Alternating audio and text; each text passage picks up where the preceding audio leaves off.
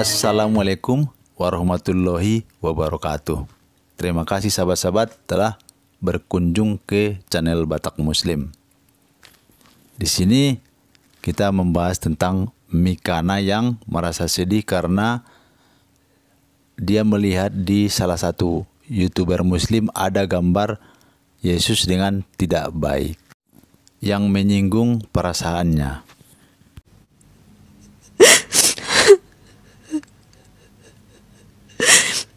Hari ini saya sangat sedih sekali. Seorang YouTuber nama channelnya HMC News. Dia begitu merendahkan Tuhan Yesus. Dia bikin gambar seakan-akan itu Tuhan Yesus Kristus.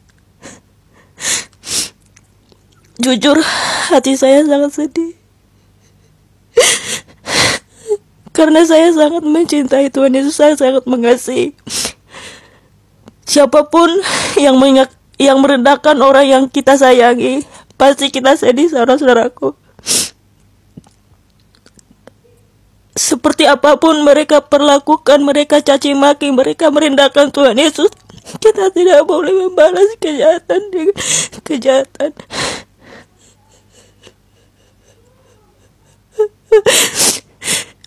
Di sini saya mengajak teman-teman Kristen, mari kita bangkit bukan untuk melawan. Lihat di media sosial, mereka sangat merendahkan dan menghujat Tuhan Yesus. Tapi saya mohon kepada saudara-saudaraku, sekarang saatnya kita bangkit untuk berdoa, bangkit untuk berpuasa bagi orang-orang yang menghujat Tuhan Yesus. Bangkit untuk mendoakan mereka karena mereka tidak tahu apa yang mereka perbuat.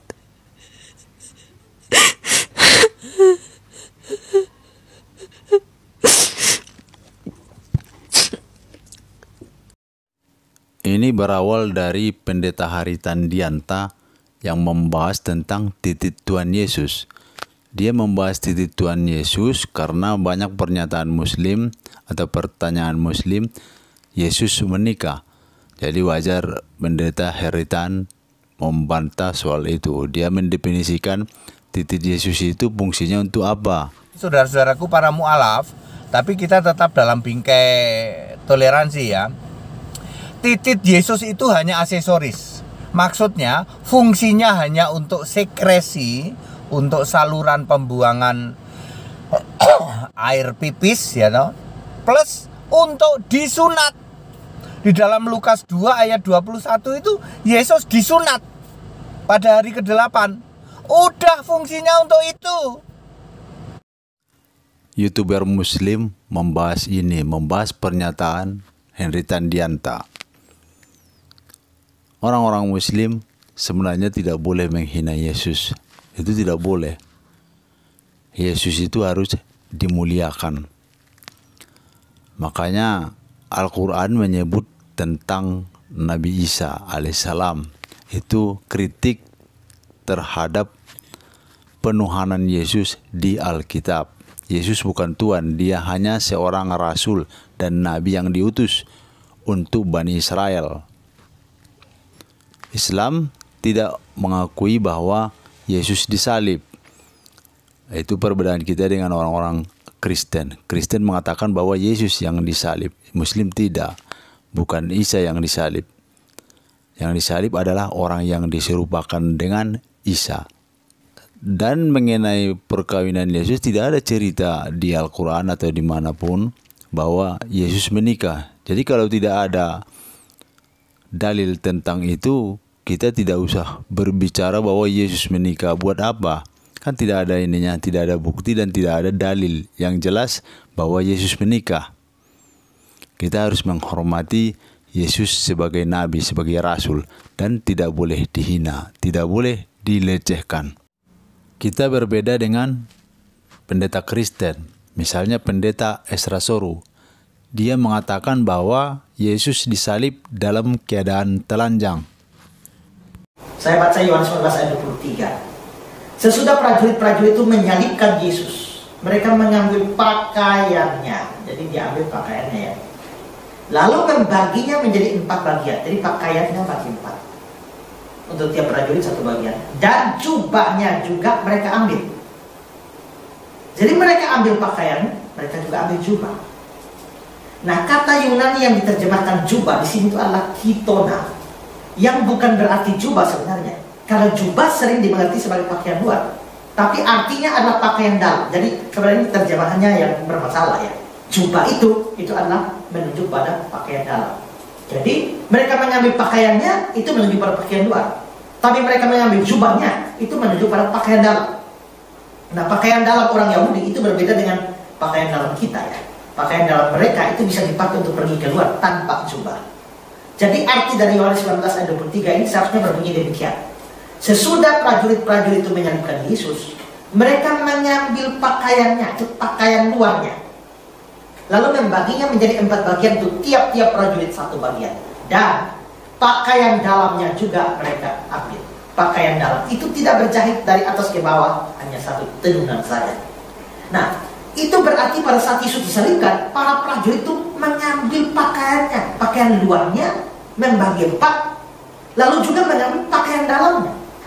Jikalau pakaian luar dan pakaian dalam diambil semua oleh para prajurit itu, maka Yesus pasti disalibkan dalam keadaan telanjang.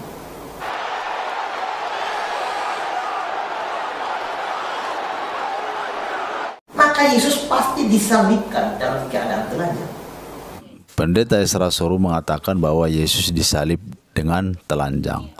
Itulah sebabnya Allah Subhanahu wa taala mengangkat Yesus ketika mau ditangkap oleh pasukan Romawi, karena Allah tidak mau menghinakan nabinya. Karena memang penyaliban itu dibuat dengan telanjang.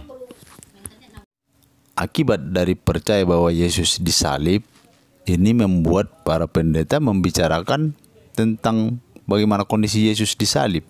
Seperti Paul Jang, dia bilang Yesus turun berkolor. Firman itu bersama-sama dengan Allah, dan firman itu Allah sendiri. Artinya Yesus adalah sang Allah itu sendiri yang turun berkolor.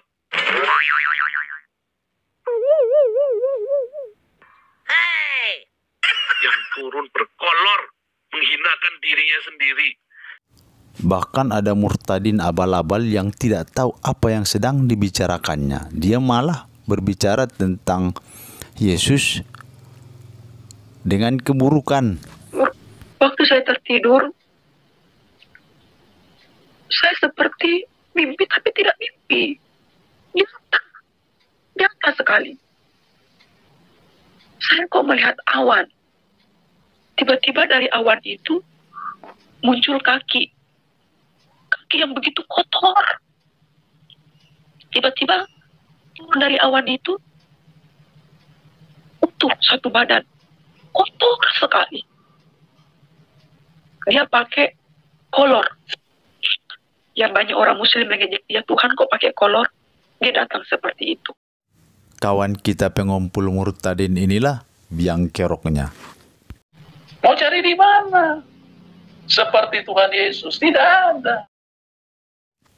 Yang mengatakan titik Tuhan Yesus adalah pendeta Haritan. Kemudian pendeta Esra Soru mengatakan bahwa Yesus disalib dengan telanjang. Kemudian para murtadin mengatakan Yesus turun berkolor, kotor, atau apalah segala macam. Seharusnya Mikana marah ke mereka, marah ke orang-orang Kristen sendiri, bukan marah ke orang Islam.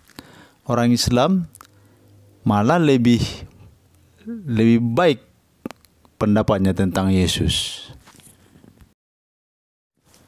Islam mengatakan bahwa Yesus tidak disalib. Yesus ketika mau ditangkap oleh tentara Romawi, dia diselamatkan. Dia digantikan dengan orang yang diserupakan wajahnya dengan Yesus. Jadi Islam tidak menghina Yesus. Islam malah memuliakan Yesus. Tidak ada cerita Yesus berkolor disalib, tidak ada cerita di dalam Islam.